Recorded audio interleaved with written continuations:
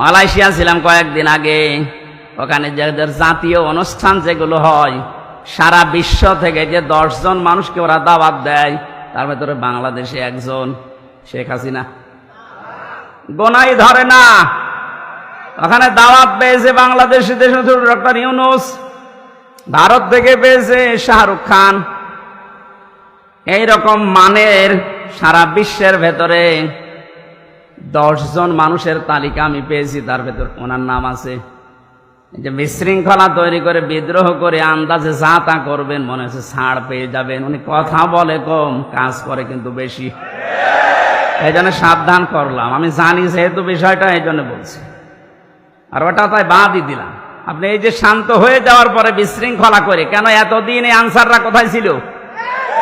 15 বছর আপনি তো কোনোদিন মাঠে নামেননি, আপনার এত বড় আদায় করা দরকার। 15 বছর কোথায় ছিলেন আপনি? 9 সাল থেকে শুরু করে 24 সাল পর্যন্ত 42,000 আনসার নিয়োগ হয়েছে, তার 35,000 হচ্ছে গোপালগঞ্জে। ইয়ার ক্যামেরা জায়গা পান না। আর আমরা কি এই 63 জেলার লোক সব ঘাস কাটছি? কি করেননি বলেন?